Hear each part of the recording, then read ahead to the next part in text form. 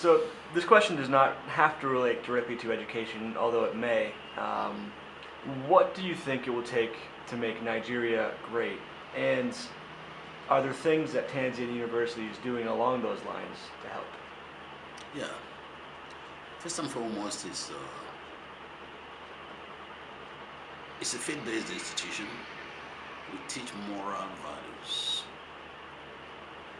To be very honest, we have in this country so much natural resources that if properly harnessed, I can tell you we'll be one of the best countries in the world.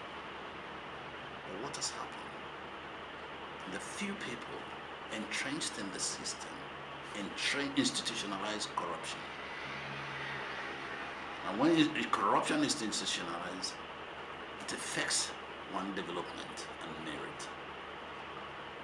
So here we are in Tanzania University, training people to have moral values, so that when they go out there, we have infused them the need to be straight and honest, the values, selflessness, service, the virtues of human Thompson. It will make a difference.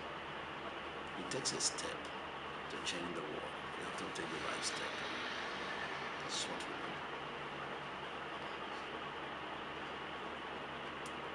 do. You talked about morals there. Can you talk about at all how education might help to lessen the influence of corruption? Oh yes. Besides, part of education is a moral value. We teach you morals. And also, you come to realize you are right. It is my right. You're not doing me a favor by giving me a job. I am qualified for the job. That job, I will contribute to the development of this country. And now, it is also your right. Say a policeman stops you on the way. You cannot pass. Bring the 15 naira. But hell no, I have my documents ready. And all correct. So why will I give it to you? So you see what education can do for you? You question. But a man who is not educated, we say, police will take gun. Let me give him and go. I don't want any problem. You become a prisoner of fear. And it continues. But the man from here will challenge you. And of course, if you challenge the policeman, will, of course, knows that his job is at stake. He will not mess with you. But that is what is happening. That's great. You've answered all of my questions. Is there anything, any ideas about the Tanzania University that maybe I haven't touched upon, or anything else you would like to say? Well, I think I will ask you. First and foremost, I have to thank you immensely. Having been in America, to live all the way to Chicago, the glorious love of Chicago, to come down here. And I have to thank you immensely for doing that. Well, I know that Americans are pioneers. They go to the moon unknown. They go under the sea to explore. So the Peace Corps people that met me in 1960, these are people that have inspired me. Mr. Bolton and the wife. Can't forget them. Because these are the people that made me what I am today. They're from Illinois. Can't forget them. So I have to thank you immensely. But now I can ask you a question. Is that you have seen us the way we are.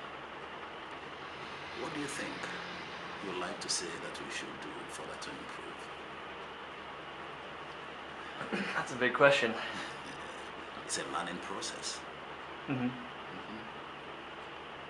I'm going to have to almost parrot what you had said regarding education. I think quality education isn't just, I don't think that's the only answer though. I think it's a matter of the distribution of education.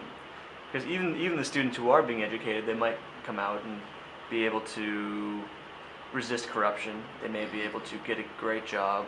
They won't fear Their life won't be driven by fear. It'll be driven by knowledge, and that in turn gives power and confidence. So that's great, but at the same time, I would imagine that these are a privileged few. Yeah, no, you're right. Um, Absolutely, you're right. so until you reach a critical mass where you're educating enough students, enough of every generation to be good people, valuable members of society, moral, with good morals and critical thinking skills, then I don't think this cycle of illiteracy and lack of education is going to be fixed. I think you need to get enough people who are raising children that carry these values. Mm-hmm. These